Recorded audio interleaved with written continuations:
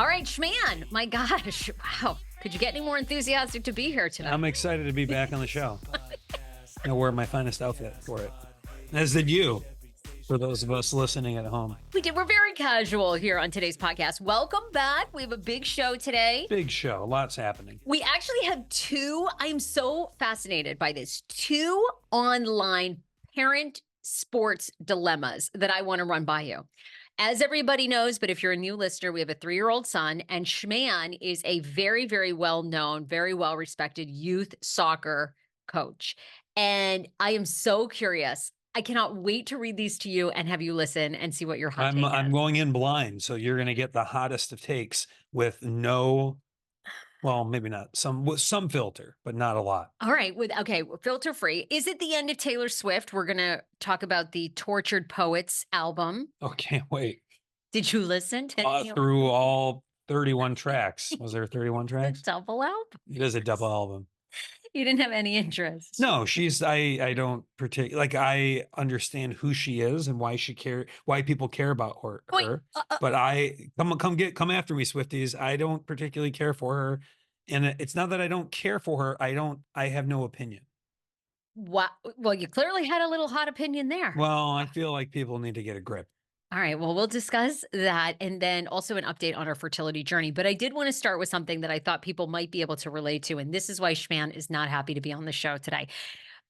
One of us in the relationship may have cost our family $30,000. And I wanted to just throw this out there because I know this happens to other couples. Okay.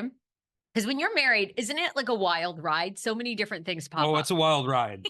You got to read. You got to make sure you are at the right height and the right weight, and it's not for the squeamish. First of all, I don't feel guilty bringing this up because you tried to self-merch shame me over the weekend when I wore my own Sarah Fraser Show podcast t-shirt out here in Los Angeles. And you said, "Are you really wearing your own merch right now?" And I said, "You're damn right. You don't believe in yourself. You think other people are going to give you a show, watch you?" Self-confidence and self-promotion are two different things. Oh, and what do you think it was? Because, by the way, I was inundated with so many women who wrote to me, and they're like, Portnoy wears his own merch. Dave Grohl probably wears his own merch. Well, then good for you. You know, to me, it just seemed. You think Mark Zuckerberg? Seemed a little, I don't know. I don't want to say desperate, but seemed a little gauche. I disagree totally. Okay. I guarantee Dave Portnoy just wears his own. People wear their own merch now all the time. But you don't like that. You're a subtle dude. Well, I'm many qualities. Subtle is one of them. Well, look, I am thrilled this weekend for the first time in I don't know how many years. I am not in the doghouse. Go on. In our house, okay? I'm not in trouble. Look, the bottom line is this. Schman checked some it's a whole thing with our taxes out here. Okay? California and federal taxes. I checked the wrong box on a form. And by doing so, our accountant notified us that we have a potential $30,000 tax bill. That we needed that, yes. Which I do believe will get resolved. So I don't think it's going to be that much. So see, I don't know why you're upset about this topic because first off, I don't keep score, so I don't know who's in the doghouse at any given time. Oh, apparently you do. So, it happens. Well, don't. I was unhappy with myself. I've learned a valuable lesson. Make sure my accountant looks at the form before I turn it in, and I guess I'll just hang my head in shame and do the old Charlie Brown walk. Just kind of kick some sand and rocks down the road. I thought you were going to sell your booty hole on OnlyFans. No, I'm going to do my feet. To get us in the I'm going to do my feet. in black. Okay. Mm-hmm. Okay. You do have amazing feet. No, I really don't. My feet they're like monkey toes. They actually operate like hands. It's a little weird. No, I can grip things. I don't know what the term is, but I kind of like Beast in the X-Men for those of you guys who are And you could probably smoke a cigarette with those toes. Like you could probably hold a cigarette and you're fairly flexible. There's a market for that on OnlyFans? Oh, 110%. There's a market for everything. Oh. Look, don't beat yourself up. I just thought it was a great topic because I bet our listeners will make you feel better. I bet they have situations where they're like, yeah, my husband had a coin collection that actually was worth 100 grand and he sold it to our neighbor for $10,000. Like he lost us 90K. Mhm. I guarantee there are people listening that will cheer you up. Well, I look forward to hearing those responses because, Oh, don't be you. I'll Don't I'll be get through it. you. We'll get through it. Come on, you do so much for our family. I knew you felt bad. You don't worry about it. It'll all work out. And it could be worse. Like I thought to myself, you know what? At first I was a little getting hot under the collar towards you. But you do a lot for our family and we are us against the world. True. I calmed myself back down. I thought, you know what? It could be worse. It could be a gambling debt. Could be. If you had come home to me and you'd said, you know what? I listened to Big Cat and PFT commentary and I put down $60,000 on the Masters, a spread, and I lost. Who won? Scotty Scheffler. Scotty Scheffler. Scotty Scheffler. He would have been who I would have picked. So And I lost. maybe I should have dropped 60K on him. That I would have lost it. But you didn't do that. So No. see? Okay, well, good. I guess I'll there's a sliding scale. Send us your stories, please. Did your spouse we'll keep you anonymous, but I guarantee people are going to make you feel better. Okay. My husband sold our house. I didn't realize he was selling it. We lost $350,000. If he had only done something different, I guarantee. Hang in there, champ. Okay, thanks. Thanks, coach. Let's segue on to coaching. So 2 trending topics. 1, do you believe youth travel sports are destroying the American family? I'm intrigued. Oh, you are? Mhm. Okay. So I'm going to play for you right now. Let's shout out this gentleman and maybe tell me if you've heard of him and his podcast.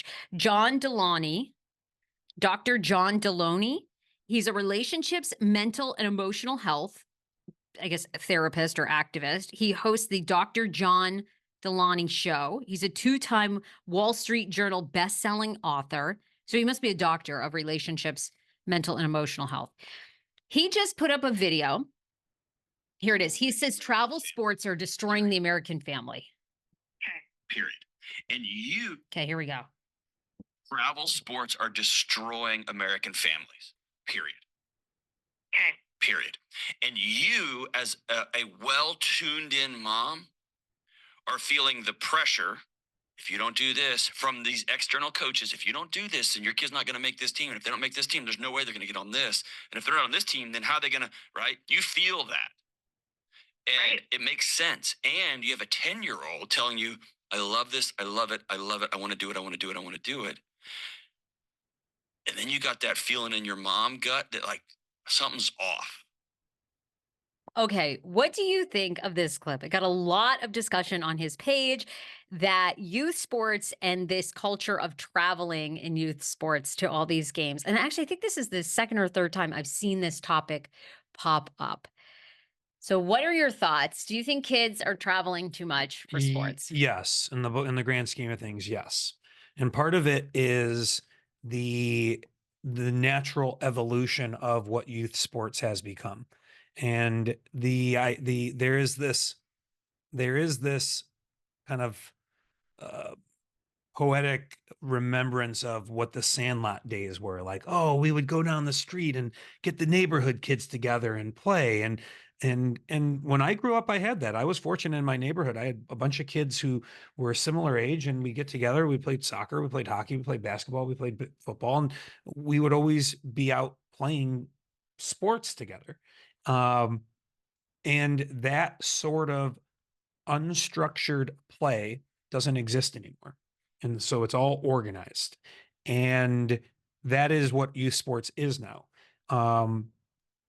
That being said, there are people who are way over committing themselves and their kids at young ages.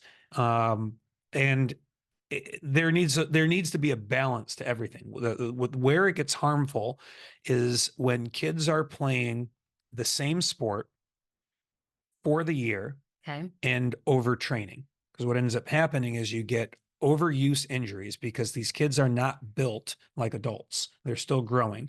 And so you get repetitive stress. You get, it's why you see youth baseball players having Tommy John surgery at age 13, why you end up seeing, an increase in ACL and knee injuries in youth athletes, is that kids are playing a single sport and getting repetitive stress injuries because of it. Whereas a couple decades ago, you'd play one sport in the fall and a different sport in the spring, and a different sport in the winter, and you'd have breaks during the summer. So that is one of the harmful things from a physical standpoint. The other thing is from a mental standpoint, kids are just doing too much. They need breaks. They need to be kids.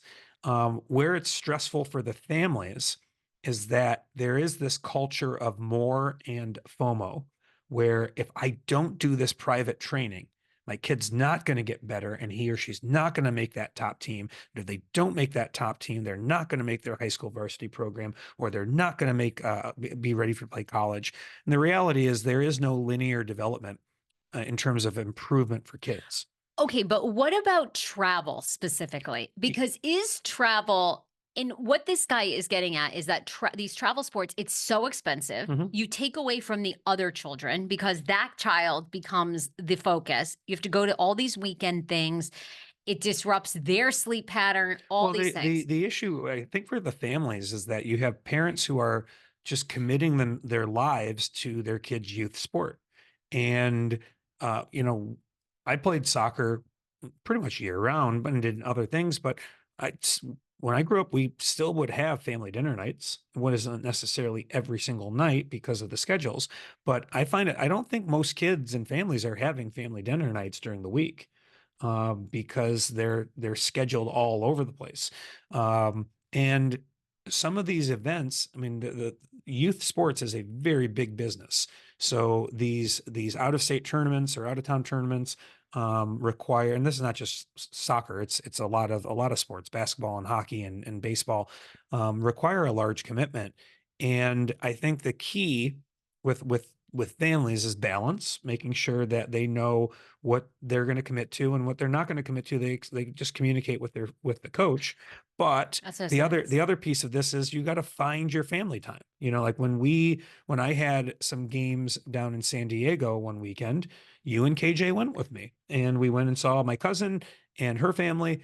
And, like carved out I had to coach for 4 or 5 hours, and you guys did your thing. But you just find your way to balance it out. Because the reality is with youth sports, it is hard to do something at a high level without committing. Okay, well, that's what I was going to ask you is, do you have any advice for parents listening?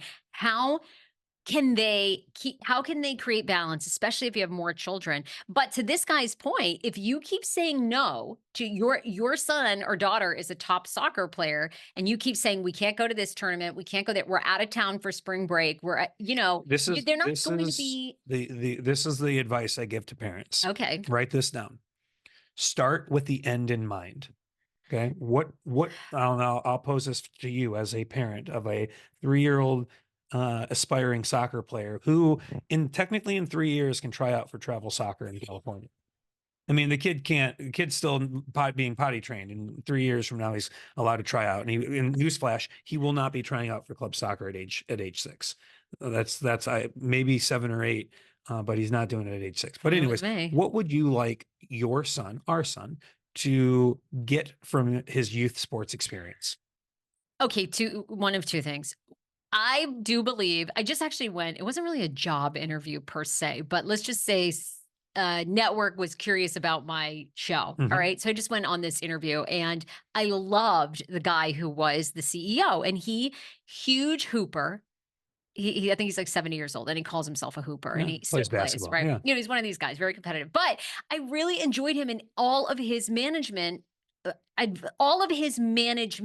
guess, structure or lessons are based on sports. So he's a huge proponent of playing sports because it teaches you team management, people management, that you're not always going to be the star, but you can help push something along that's really amazing. It's life lessons that will apply to your family, to your school, to your work, right?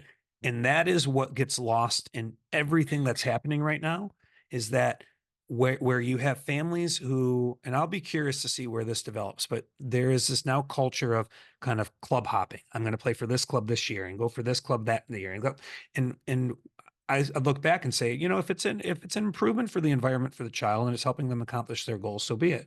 But what is the quiet lesson that family's teaching their child, which is there's no such thing as loyalty. So how is that going to help them when they're in a relationship with a partner or when they're in a relationship with their work? Right. That's a good point. So I look at this and say, what do you want your child to learn? And it's life lessons. And you want them to be successful, but they also have to learn how to win gracefully and lose gracefully. So if they're not able from a physical and mental standpoint to commit fully to these high intensity teams, accept a spot on a lower team where there's a lower commitment. And there will be a kind of a Rubicon where a player needs to commit to a higher level if they're going to play in college. And it used to be around age 13 or 14. And then a couple of years, 10 years ago, it was more around 11 or 12 or 12 and 13. And now it's getting to be like 9 and 10 when kids are committing to one single sport, which is just silly. That's crazy. So find your balance, communicate with your coach, let them know what the commitments are. But then you also have to be prepared to accept that if your child is not performing at the level they need to perform at, or other kids are performing at a higher level, they're going to get more playing time. And that's something that you have to be prepared to accept. So find the level and the club or the team that allows your child to still be a kid. Oh, interesting. Okay, well, that leads me to this next email that I'm curious. I'm also a part of a epic. In fact, I almost feel as though we'll have to read an email from this moms group on Facebook. Love it. It is, when I tell you, it's the best group that I'm a part of. Why do I say that? Most groups that are on Facebook are hijacked by, I'm going to say, a dozen voices. I love it. I love the people who hijack either like unintentionally or intentionally. I cannot say. Most Facebook groups are 10 to 12, at least I'm a part of women's groups. Women that take over, they are all negative, all victims of their own story, all victims of other people's stories. Their kids have tons of problems. And they become the center of it. I was a part of a molar pregnancy. You and I had a molar miscarriage. It was 5 women who everything that could have possibly gone wrong with them in their molar pregnancy journey did. They were never going to have kids, doom and gloom. Their life was awful. And they took over the conversation. Okay. Now, I'm a member of a mom's one. Let's just call it Wise Moms. That's not the name of it, but a lot of them refer to each other as Wise Moms. It is, when I tell you, it is so epic. It is beyond epic. And there really isn't a standout voice because they're all bananas. And well, you built this up. I want to hear about it. Joy out of this group. You're not going to get in trouble for reading this post, are you? What's the rule with Facebook? I don't care. I know whatever the moderator. Me out. I'm the best thing that's happened to them. You say go. You say gauche. You want gauche? They should be lucky to have my membership. What do you think of this one? I'm looking for advice on handling big feelings around performance in team sports. My 7-year-old son is playing baseball, and this is the first year where the players can strike out. In previous years, players stayed at the plate until they hit the ball. Now, that's problem number 1 for me, okay? He was at bat last night 3 times and struck out 2 with many foul tips. His team won, but he was despondent. He wanted to leave the game early. He was teary and sulky. He collapsed in a heat in front of his coach during the post-game debrief. Then when we got home, he started blaming himself for his performance, saying he was a horrible baseball player. This is 100% new behavior for him. How do we guide him through these moments, acknowledging his feelings while also essentially saying, you may be disappointed in yourself, but you have to be there for your team? Thoughts? Okay, I got thoughts on this. Well, do you want to leave? Why are we striking out? Like, strike him out at 4 years old. Like, why are we? Okay, well, that's all. Wow, you are... I can't wait to see you on the sideline for KJ's first club soccer game. You're going to be the parent who gets kicked out, probably. Not, I won't. So why, to answer your first question, why are they not pitching to kids at 4 and 5 because it's not developmentally appropriate. They play t-ball at those ages, right? And so we have to remember these, despite the commitment, despite the cool uniforms or the $200 cleats the kids are wearing, they're still kids. They're not mini adults. And so here we have a 7-year-old who wants to perform well, and everyone, because that's an age where kids like to show off. Look what I can do. Check this out, right? So when they fail, they're going to be upset, and there's going to be tantrums and tears and screaming because that's still a new experience, and they are bruised easily. So one of the reasons when I coach with kids, I rarely use sarcasm because they don't understand it. Oh, okay, sure. And even if you're joking with them, they might not interpret it properly. So you have to be very careful with kids in their pride and ego because they bruise easily. So in this scenario, it comes down to how do you it's routines, right? It's breathing. It's how do you respond to negativity? You struck out. So what's your rhythm to get back in the groove and refocus? Some deep breaths, a trigger mechanism where you might, what I used to do when I was playing, and it's something I developed when I was an older player, and I played goalkeeper predominantly. And the goalkeeper gloves were sticky. So if you put water on them, they would get sticky. And when I made a mistake, most of the teams I played on were not very good. So I got shelled. I got scored on a lot. But I also made a lot of saves. But when I made mistakes, my routine would be to spit in my hand and rub it together. And so part of that would be getting my gloves ready because that would provide a little bit of moisture. But then it would also be my trigger of I spit that mistake away. I'm refocusing on the next play. Okay. And so there's all sorts of routines athletes, adults and kids can do to, recover from mistakes. But part of this also is teaching this player that, hey, you're not going to be the star of your team at all times, but you can be this goes back to the life lessons. How can we be a good teammate when we're not performing to the level? You can be positive with your teammates. You can be cheering them on. You can be respectful. You can make plays on defense. You can find other ways to be a valuable member of your team. But then the other part of that solution, and this is something that I encourage coaches to do. And this is like, I feel like this is like a coach talk podcast here. Yeah. Wrap it up. But I'll wrap it up. Okay. You had me on as a guest today. Well, is that it's reflection, right? It's 3 things. Write this down. What did I do well? What did I do well today? What could I improve on? And what lessons did I learn? And so this is a way to reflect it with your child. What did you do well today? I was connecting with the ball on the foul tips and extending my at bats, or I made a great play throwing the guy out at first. What did you do? What could you improve on? I struck out. What lesson did we learn from it? Well, I need to, fix my stance, or I need to swing the bat faster, or there are ways you can learn from these setbacks because setbacks are part of the journey. Yeah. I mean, look, yeah. The other thing you as a parent could do is just scream at the kid. Well, Swing faster. No, but don't give them dinner at night. No, of course not. Of course not. I'm just going to be like, guys, you have no idea what it was like. Let me tell you about my playing hoops. We've heard about that. I went 2 seasons, almost 0-18 and 2-16, and got thrown off the team. Our parents actually said to us, "We're not attending games until you win. So if you guys think so, you want some big little feelings, we're showing up for you." Okay. Take a deep breath.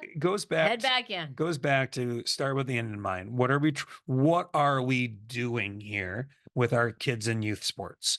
And it goes back to the values that we want them to have, the habits we want them to build, so they can be successful students, businessmen and women, family members. You're saying the chances of them being a professional athlete are so tiny. Less than 0.5%. Okay, got it. And I always feel that, to me, the kids that do become these Caitlin Clarks and Tom Brady's, and Michael Jordan's. They're all self-starter. They're so internally driven that it wouldn't have mattered whether the parents showed up. I mean, obviously, like Michael Jordan's parents, Tom Brady's parents were super supportive, but it wouldn't even have mattered if Michael Jordan or Tom Brady's parents showed up. I mean, they taught them more integrity, but those two were so self-driven. It was probably Caitlin Clark. There are certain examples that people point to. They'll point to Tiger Woods. Oh, well, right? his dad. Yeah. And yes, he had success. And now look at necessarily what's going on with him and the rest of his life.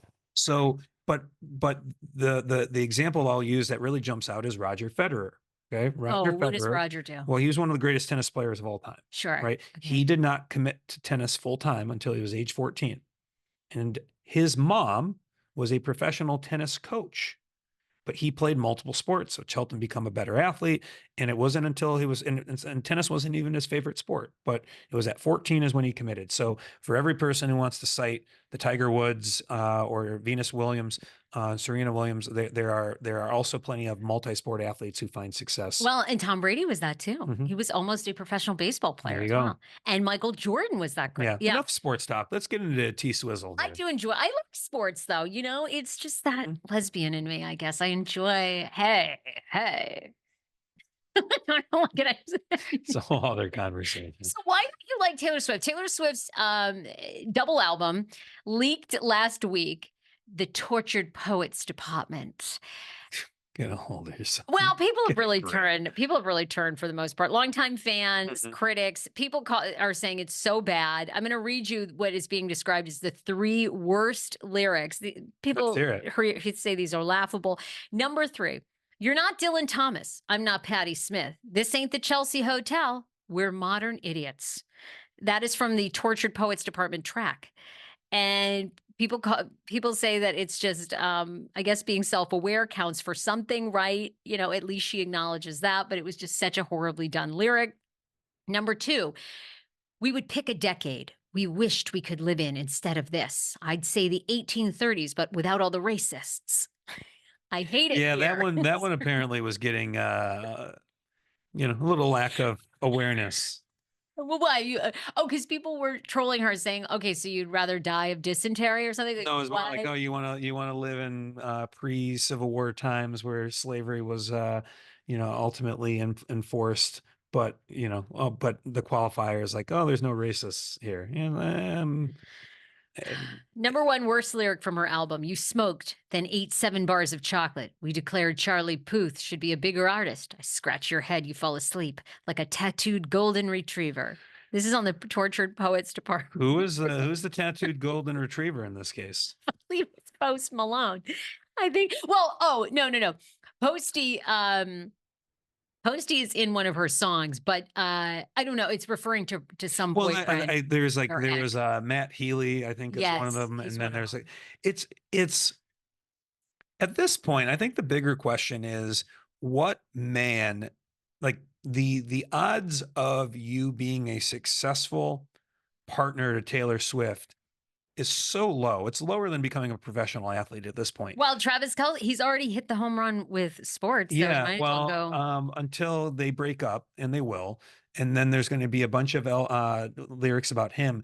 She is a tortured poet. I'll tell you that much. So you're not a fan. A lot of people are saying this is the beginning of the end. That somebody as big as Taylor, the Swifties are sort of on the album. The thank you, Amy. Kim Kardashian has now lost 100,000 followers. Oh no! How is she going to survive? You, Amy, I know. And some of the lyrics for that are, I screamed, F you, Amy, to the night skies. The blood was gushing, but I forgot the way you made me heal.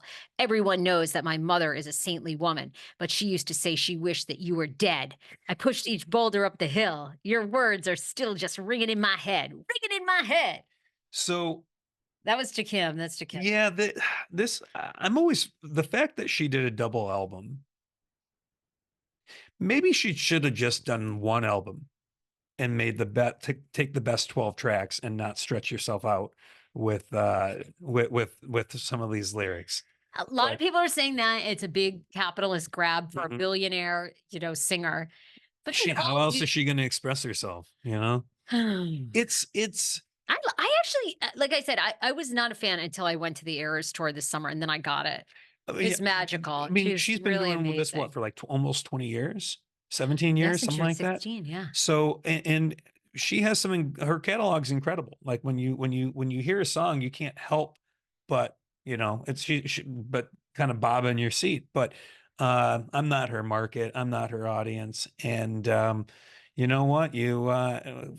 Call back from a few episodes ago. You die a hero, or you live long enough to become the villain. So She'll become the villain. She'll become the maybe villain. it's not the beginning of the end, because Swifties are nut jobs. Sorry, Swifties. They'll find their things to gripe about, but they'll also be lining up for the album, for the vinyl copy limited edition of the album, and selling out SoFi next year. Well, I have to shout out my friend Jordy Cray, who's on TikTok. I love him. He does pop culture rants, and he now compares the Swifties to the January 6th stormers. It's getting very hard to tell the difference. And I love that analogy. I actually think it's accurate. There's some, if you were to do the Venn diagram, I'm sure there's some overlap. He says that her fans have drank the Kool-Aid like the January Sixers. They believe so deeply that they're and he actually blames her, like Donald Trump. He says she needs to stop, like, get out there and tell these people, get a life. Yeah, go home. Not job. I love you very much, but go home. Yeah, but get a life and stop terrorizing people that don't like me. Who cares? But anyway, so shout out to my friend Jordy Cray. All right, lastly, update on our fertility journey. First of all, we're taking you natural, conception for her, conception for him. Do you feel anything different inside? Of course. I feel more potent than ever.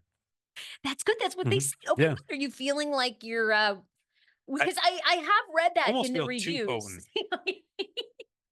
I've read that in their reviews so You Natural, by the way, is a company that is sponsoring the show, sponsoring Schman and me, and they have a fertility aid. It's 5-star. Go and look at the reviews. I always tell people, do your own research. But I've heard from many of you that have slid in my DMs and you used it to conceive. It works extremely well, too, if you have irregular periods, PCOS, along that line. But there's also a male formula, which you are taking. And that is one of the reviews that the men say they feel more of a load, if you will. I kind of feel like there's it's a reference to the film Big Trouble in Little China, when they're about to go into Lopan's dungeon and they drink the potion, they feel really good. It's like the people who know Big Trouble in Little China will understand that reference. I don't. We have to watch that. Oh my God. Okay. Well, there you go. So I guess if you and your man want to feel like Big Town, Little China, Big Town, Little China. Big Trouble in Little China. Big Trouble in Little China in your pants.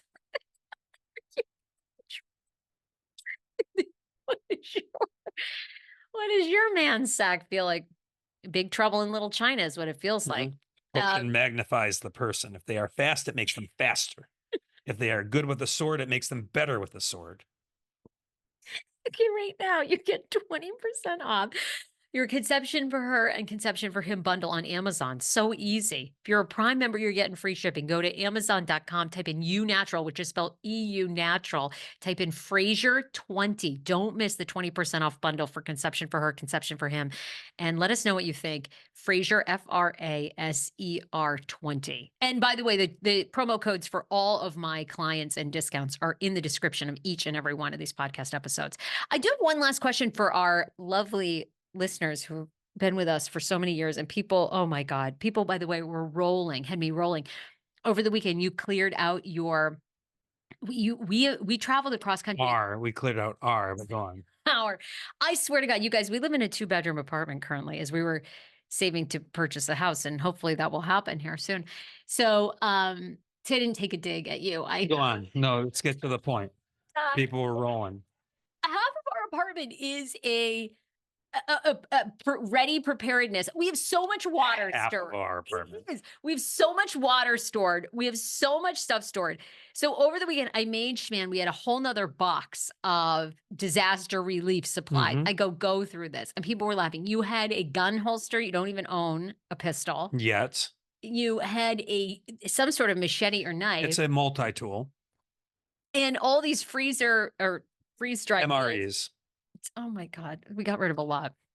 So is there a question here? Oh, I was getting to that. I have one last question. So, we're going to try on our own for a bit with our baby journey again, and then we'll take it from there. So, one of the things though, I do still have left over, their expiration date isn't for a year or two, fertility drugs. And a girlfriend of mine, I cannot for the life of me remember, she said that there are places you can donate your unused fertility drugs. So I just wanted to know if anybody needs them or wants them. I guess I'm thinking the ones that are in the refrigerator I have to destroy because I can't ensure the shipping quality. There's But some, if you're in the LA area and you want Zomactin, No, which is just hit me up. Amateur drug dealing here. meet people in a Can we go parking lot. back to the emergency supplies Yeah, go back. because I feel like God. when an emergency take place, if the big one happens here, No. earthquake wise, No, or never. or there's a grid attack, hackers knock the grid offline. You will be thanking me because I will have enough water for you and me and our son. I'll have food and supplies available for us. I'll have a solar panel that allows us to collect power to power our electronics. There's no way that thing Um, works. Well, how No about way. this? When that happens, you can do what you need to do. You can eat the plants that are growing in our pot, and KJ and I will reap the benefits of my preparedness.